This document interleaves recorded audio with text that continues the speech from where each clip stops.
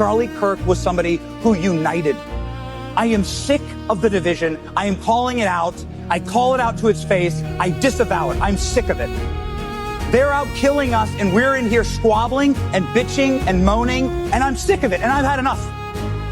I've had enough. Guys, before we get to my theory and what I think happened, it's important to understand where we are in our political situation and what separates either side the most. And I think the two people who have the biggest handle on this right now is go watch a bunch of content from either Jesse Kelly or Dad Saves America.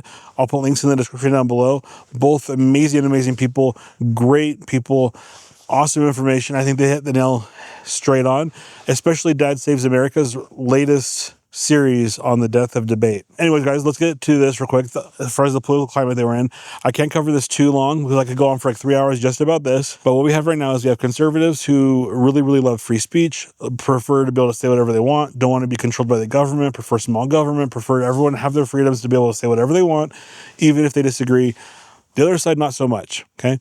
The other side really wants everyone just to watch CNN, Fox News, MSNBC, whoever it is, their commentators on podcasts, and just fall in lockstep and do whatever they say. We see this with the poke. We see this with pretty much everything, right? Whereas the conservative side might not agree with that, but they allow you to say it and don't get pissed off and all mad and angry that you can say it, right? Anyways, so where do we go from here? We see that for the last 24 years, this side has pretty much had government control and has censored the conservative side on all social media and all these places. Yes, guys, companies can censor what they want and control what they want people to say. However, that's not what was happening. And you can see that with like the Biden laptop story and with the poke. The government was definitely involved there, shutting everyone down. And I think that was happening forever. We just didn't know about it, okay? It wasn't until Donald Trump wins again, Elon Musk buys Twitter, that conservatives have a voice again. This side over here, guys, no longer has the government support to squash the conservative voices.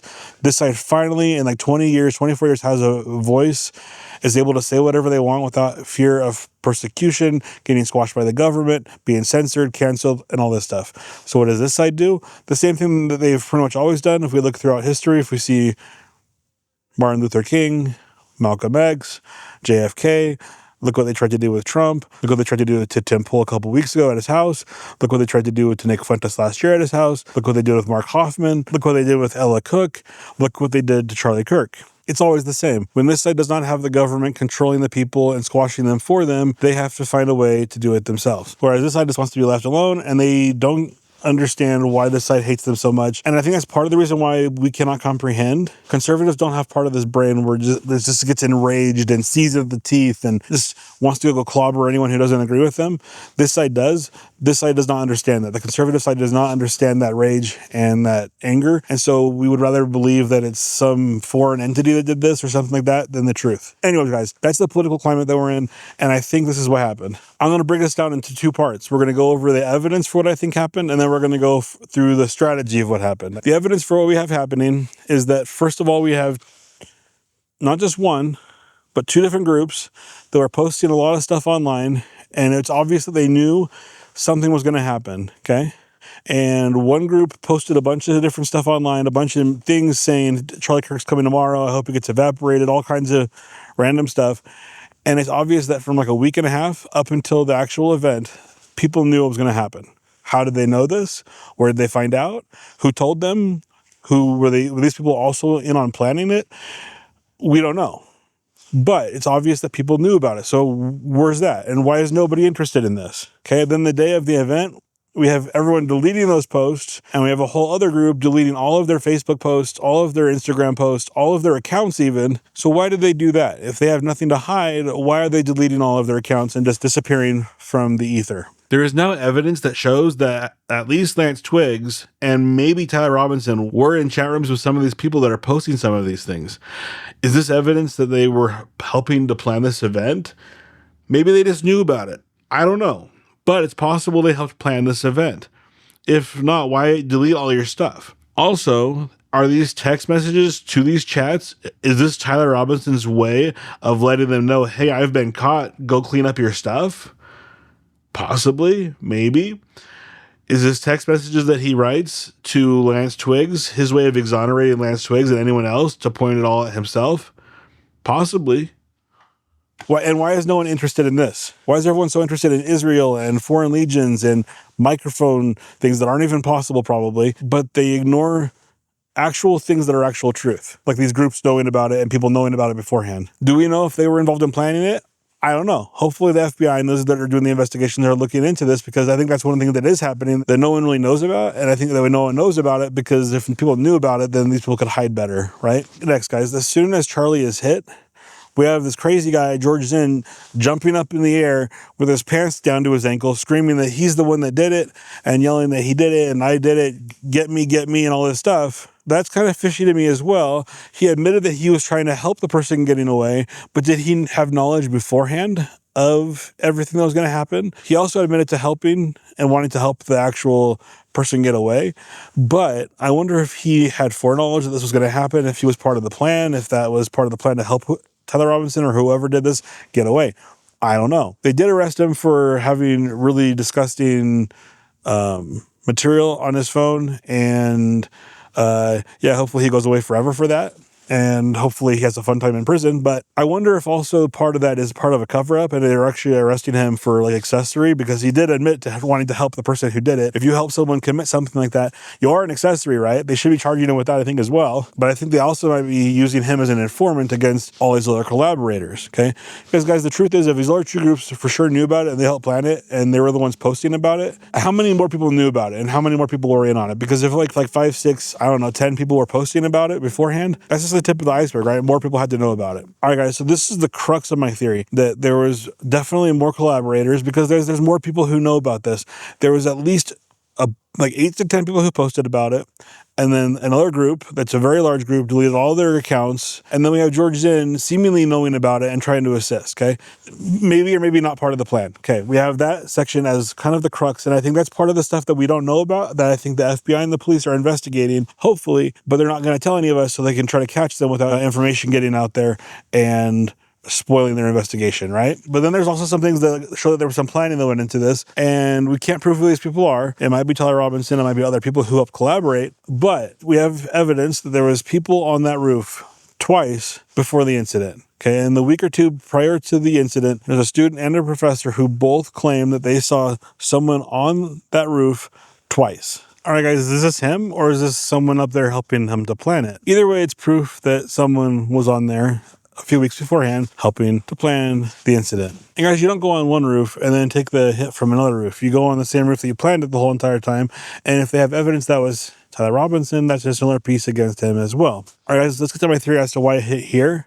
I think there's a bunch of different reasons why you would never aim there. And so I think it has to be a very, very sloppy, bad, terrible shot.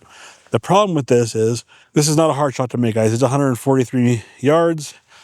He himself said that he had hit a 400-yard shot before, bragging to friends, bragging about his knowledge about weapons. So this isn't someone like his grandma says, I don't think he's ever seen a gun before. Guys, that's not true. 143 yards is not hard. It's not something crazy. It's not unbelievable. Do you know what MOA stands for? It's called minutes of angle. And just a short description, guys, basically is at 100 yards, if you have a good scope and you aim at 100 yards, you should have a grouping of 1 inch. Whether or not you hit the target in the correct spot, it doesn't matter. You aim at one spot over and over and over again, you should hit within 1 inch. If you adjust that up a little bit, you'll hit here or here within 1 inch. Okay, so at 100 yards, this is 150 yards-ish, that's about 1.5 inches. So if you're aiming here, for example, or if you're aiming here, even if you're a little bit off, you're still going to hit in a general range. The reason I think he hits here is because there's a few different reasons, guys. I mean, if you're up at a slope and up at a higher elevation, it's likely the bullet's going to rise, and you can also hit here if you're aiming here. But there's also a possibility that I think is the truth, and I think this is what happened. I think that he goes up there, he screws the rifle together, and he either doesn't level the scope correctly, the scope is off a little bit, it's loose, whatever. He doesn't get the whole entire barrel seated into the stock correctly, and maybe that's a little bit loose. And so, guys, he thinks he's either aiming here or he thinks he's aiming here, and instead, for whatever reason, he's actually aiming around here, and that's where he hits. Okay, I think that's the explanation. It matches up with them saying that he put the rifle together on the roof. Guys, he definitely didn't take it apart. That was made up by some random YouTubers and Instagrammers after they heard that there was a screwdriver on the roof. They said that, and then the FBI got blamed for saying that. Go on the internet. If I'm wrong, go find the FBI saying that, because I cannot find the FBI or Cox saying that. Cox is the one that said that he changed clothes like 5,000 times on the roof, and that wasn't true either. Okay.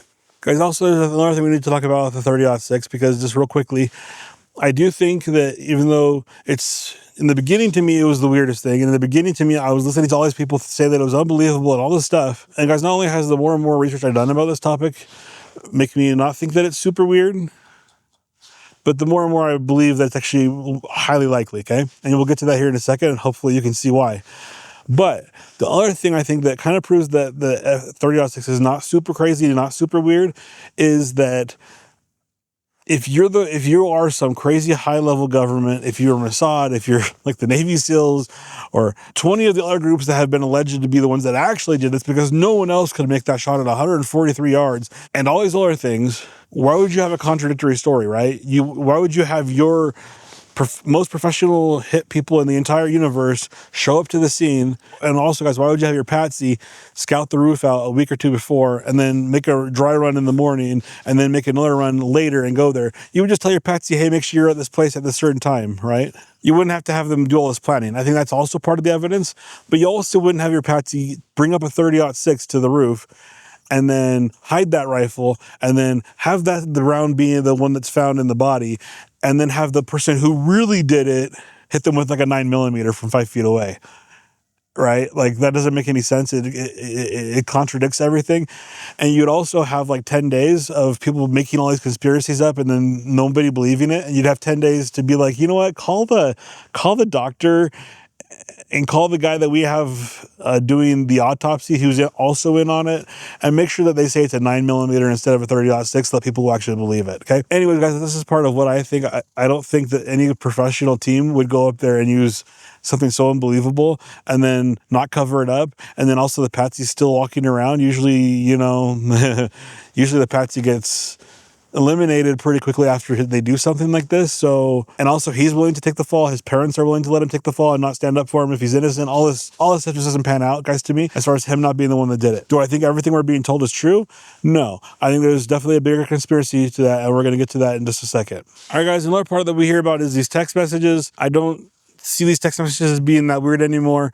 I used to think they were kind of strange, but maybe that they were AI, that they were trying to cover up things for maybe so that a speech pathologist couldn't link him to any one person. Maybe he was him trying to exonerate Lance Twiggs and all this other stuff, and maybe that's what it's actually going on still. But we do know for sure that he calls Lance Twiggs my love, and we know that in the text that he refers to as Grandpa's gun and all that stuff. So how do these people know about that if he's just some random patsy and they don't know anything really about him? They're just using him, right? Kind of strange. So I think the texts aren't that weird, especially in a generation where people start using languages like skibbity-doo, la toilet, Riz, Ohio. Like, to me, him saying vehicle is not that strange. That's not super weird to me. So the text, I don't know if that's something that was maybe used to help cover up Lance Twiggs' involvement or others' involvement. Maybe they did use ChatGPT to try to fool a forensics expert so they couldn't tie it to any one person, even though that they had planned those texts to point it all at Tyler, who was maybe willing to take the fall. I don't know.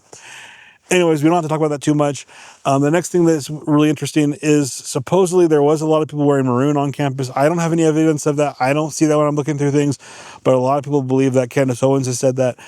I don't think that they're involved with like Egypt and all these people that they say that they're involved with. But what we do know is that Tyler Robinson did go on campus wearing a maroon shirt earlier that morning. So I think it is possible that maybe there is some correlation there. If there actually is people on campus wearing maroon shirts, that maybe they were there to help fool security cameras while he went and did his dry run. Maybe he was actually supposed to change back into those clothes on the roof and then join them and give his rifle to someone else, and they were supposed to take it for him. Maybe they never showed up. Maybe that's why he panics and runs off the roof. And I don't know, guys, but it is possible that those maroon shirts were there, if they were there, to assist in helping confuse security cameras, maybe for some reason. All right, guys, so we know what the situation is. We know that we are now free. They are still trying to capture us, but they've kind of lost a hold of that. There's been too big of a movement. Charlie Kirk helped spawn that movement. People are no longer listening to the propaganda. There's too much social media. There's too much truth out there. People are making fun of the Democrats. I've heard stories of little children in elementary school pointing at their friends and using the word Democrat as basically a slur. They'll say like, aha, you're a Democrat, something like this, right? So it's gotten that bad. So what are they going to do? They're never going to win again. Their policies are unpopular. And where are they at? This is the situation they found themselves in. What are they going to do? How do they get out of it? The only way they're going to get out of it is if they can somehow split up the Republican Party, create enough infighting that we implode ourselves, lose our momentum, and no longer trust each other, right? And I think this is where the plan comes from. Because, guys, let's be honest, calling us fascists hasn't worked. Calling us names hasn't worked. They've lost their censorship platforms and their ability to control us, so they only have one more option. And I think this is it. All right, so what do? They start looking for a way, something sneaky, something in the darkness, something in the shadows.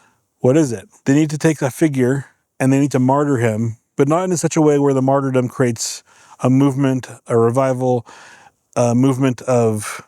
Because usually when you martyr someone, it creates like 1,000 or millions more support for that cause than if you hadn't martyred them. And people know this by now, right? So you have to do it in such a way where you're not going to create that movement. So I think they start looking. They try to find someone that they can do this to that has some suspicious things going on that they can use to make look weird and to create conspiracy posts right off the bat. All right, so they see that Charlie Kirk has made some criticisms of Israel in several YouTube videos recently. They see that he's going to audit TPUSA. So what do? I think that even before they did this, they started creating posts. They started making propaganda. They started creating YouTube shorts, YouTube reels, all kinds of stuff around Israel, around TPUSA. And I think a bunch of other things too, just to dilute the pool, to confuse people even further. And then I think they orchestrated this.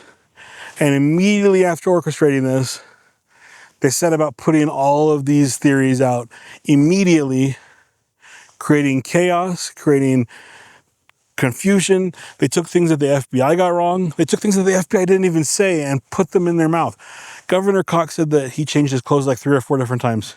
The FBI never said that. Guys, the FBI or Governor Cox never said that he took the rifle apart multiple times. That came from them saying they found a screwdriver on the roof, and then somebody, we don't know who, I suspect it's these people that orchestrated the whole entire thing, said the FBI said there was a screwdriver that he used to put it back together and apart and back together a bunch of times. So this created so much confusion because I talked to people and they're like, there's no way the FBI story makes sense. There's no way he took the rifle apart. There's no way he changed clothes. Guys, this is all misinformation. This is stuff that the FBI never said. Yet it's being used to create cognitive dissonance to where people cannot believe the truth. They cannot see the truth, and they're ignoring everything that's being said to them because they think things that they've been told are true, and they're not. The FBI never said, Governor Cox never said the rifle was taken apart and put back together. It was speculation by some person who made a reel that said the FBI said this when they never said it. Okay, stuff like this. I think there's been, thousands and thousands of these things were propagated before and they even took the shot. And I think the purpose of that was to create confusion and to help split up the Republican conservative cause. Okay. If you don't understand this, let me give you kind of an example. Let's just say that I went over to Bob's house and Bob and Larry and Thomas are there. And let's just say that I get there and Bob tells me, hey, I'm so sorry to tell you this, but I kissed your girlfriend last night. And I get super angry. I go to punch him. I say, I wish I could just, but then I walk away. I leave the house and I leave. Okay. Larry comes back over that night, takes out Bob. Bob is roasted. It's all over the news the next day that Bob is toast. What's Thomas going to think? Thomas is for sure going to think that I did it. He's going to call the cops. And when you look at all the information, it's going to look like I did because I had some kind of a conflict there, even though Larry's the one that knew that I had that sketchy encounter and he knew that's what it would look like. And so that's when he did it, took advantage of the moment and is using it against me to basically frame me for something I didn't do, and everyone's going to believe it because Thomas is saying what happened between us the day before. I think that's exactly what happened with Charlie Kirk, and I think these people are sophisticated. There might even be foreign governments involved. There might be deep state involved. I'm not sure if upper echelon Democrats are involved. I'm sure that they were happy about it, and they were super stoked because even after this happened, they still would not condemn us being called fascists and stuff like this. So I'm sure that they were jumping up and down. We know that the street communists were jumping up and down in the streets. We see videos of them jumping up and down, celebrating. We see them dressing up as Halloween with wounds in their necks, tipping over Charlie Kirk memorial sites, all this stuff. All right, guys, I think this was orchestrated. I think it's worked out perfectly to how they wanted it to work out. We have like 5,000 different theories. We have like 100 different factions. Some on Candace Owens' side, some on Tim Pool's side, some on Ian Carroll's side, some on who knows side, all fighting over who did it, fighting over whether it was the military, whether it was Donald Trump, whether it was TPUSA, whether it was Israel, whether it was French Foreign Legion, whether it was Egypt, and all these other people. And we're not actually looking at the real enemy. And what should have been a coming together and uniting against the actual enemy has become a splintering, and exactly what I think their goal was. And I think this is the truth. And I think there's a couple of reasons why I think deep down inside people actually know this, but I think that there's a couple of reasons why they refuse to think this, refuse to believe it. And I think the reason behind that is people would rather think it was aliens from the top of Mount Timpanogos. They would rather think it was Egypt or Israel or French Foreign Legion. They would rather think it was anyone else besides their own fellow man that would want to take them out. That is terrifying, and it's the truth. However, people would rather think that it's some foreign adversary across the ocean.